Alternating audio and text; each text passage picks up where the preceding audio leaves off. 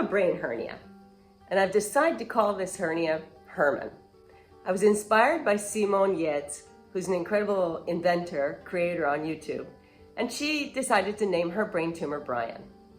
So Herman is about the size of my thumb, and for various congenital reasons, he has pushed his way out of my skull and pushes up against my pituitary gland, and sometimes causes a lot of problems, but sometimes not at all. The reason I'm telling you this is because this week I made a decision that wasn't very smart, and it gave Herman the opportunity to raise his ugly head and to cause all kinds of issues for the next few days. So let me start at the beginning.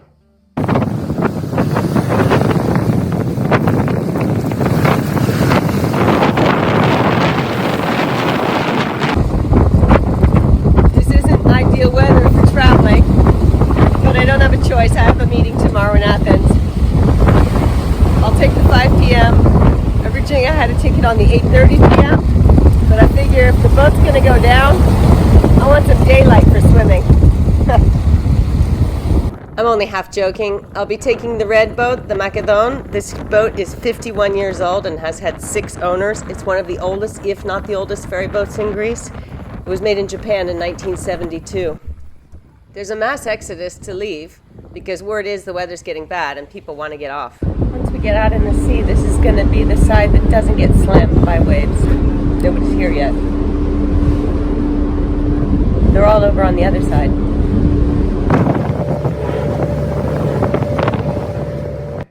Once we got out to the open sea, the boat was really slammed around. This video doesn't really show how rough it was. The journey took 2 hours rather than 1 because the captain had to traverse to try to avoid some of the worst waves. I am strictly forbidden from riding roller coasters, and this journey was just about the same as a roller coaster, which is why it aggravated Herman, the hernia. In any case, it took a lot out of me, and unfortunately, the next day, to return, I had to face the same sea. So all in all, the results weren't good.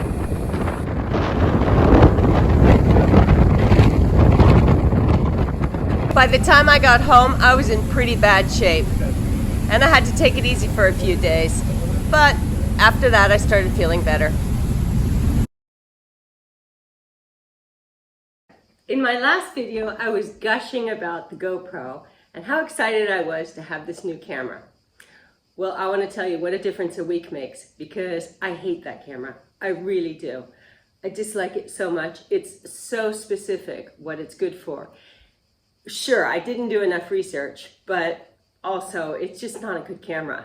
So I'm returning it. I'm returning it because after using it once, I tried to recharge the battery and it wouldn't recharge. And then it burned. The whole camera just overheated so much after just, I don't know, less than an hour in the plug. And now it won't turn on, it won't recharge, it's dead. I hate this camera. I wasted a lot of time and I wasted money on this. So luckily I bought it through a Greek company called Scrooge, which you non-Greeks are going to think is a riot, but the best comparative shopping online market we have in Greece is called Scrooge. And they're amazing about returns and refunds. I don't want another one. I want a refund. So let me just say what I have found out about the GoPro, because I think that could have saved me a lot of trouble. It's basically only for high-powered sports and only when it's going 50 kilometers an hour and fresh air is hitting it so it doesn't overheat. This is what I seem to find online, that it's a common problem with the GoPros, that they overheat very, very easily. They're just specifically for, you know, really, really high action, fast moving, cooler temperatures.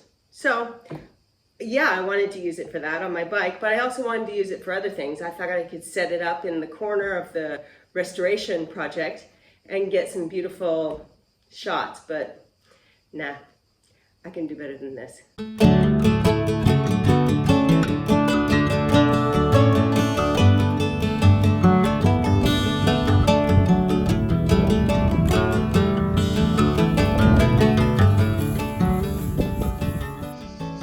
here today to assess the trees. This is a field that a friend of mine owns and allows me to pick in, and it's got 4 fabulous trees. One of them in particular regularly has acorns the size of eggs, chicken's eggs. So let's have a look and see what we've got. Tree number 1 looks good. There are plenty of nuts on the branches, and they should be ready in about a month. This is probably my favorite tree on the entire island. This is the one that makes those ginormous acorns. But they're really tiny.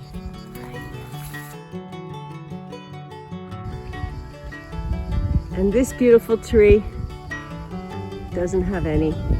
Didn't have any last year either, so I'm not sure what's going on with this tree.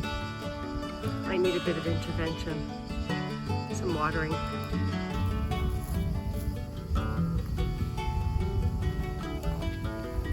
Let's go check out the next field.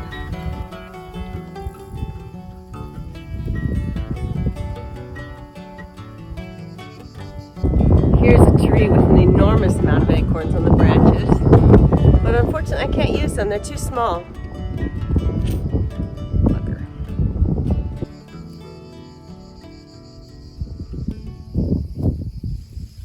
Crazy. If only they were bigger. And then there's this wonderful tree that always has acorns, but there's a garden planted underneath it, so it's impossible without trampling the vegetables to get at those acorns. This is another tree that regularly gives enormous acorns. You might well ask, how do I know about these trees? And I've been doing this since 2010, so this will be my 13th year. And I've slowly but surely found many trees, not enough, but quite a few trees that make these extra large acorns. And this is one of them. But unfortunately, despite this being one of the best trees that I've found, this year there are very few nuts on it and they don't look particularly large. It was the 3 weeks of successive heat waves this year that really stunted the growth of the acorns. Could be a bit of a problem for me. This little tree will have a root system of at least 4 or 5 meters long by now. I'm gonna help myself to one of these figs. This is, whoops. This is a crazy big fig tree. I mean, crazy big.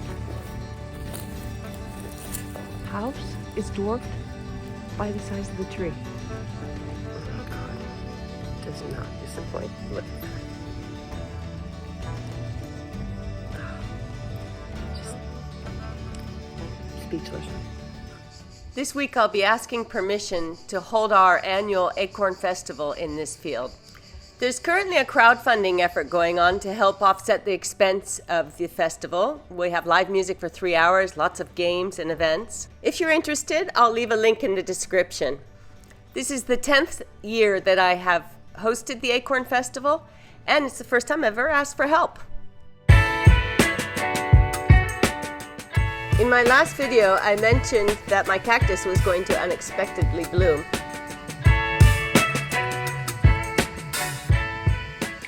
The last time there was a super bloom, there were about 4,000 bees around this plant. Let's see what happens. Minutes after dawn, this is what the flowers look like. They shrivel up and die.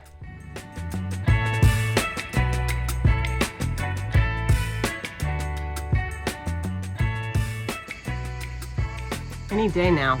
The buds are getting bigger and bigger. I've counted at least 50. Such an elusive plant. You have to get up in the middle of the night to catch it flowering.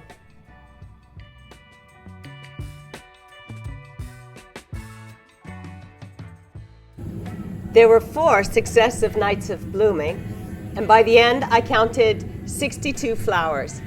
What an incredible cactus.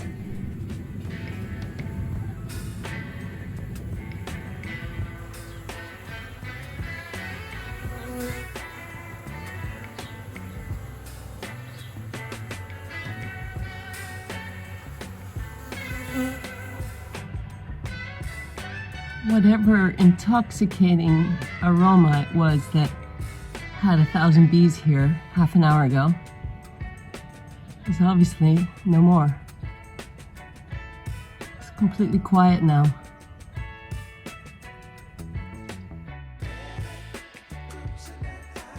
With Freddie, we shelled about 400 kilos yesterday afternoon, and this morning we're waiting for some sorters that are coming to help.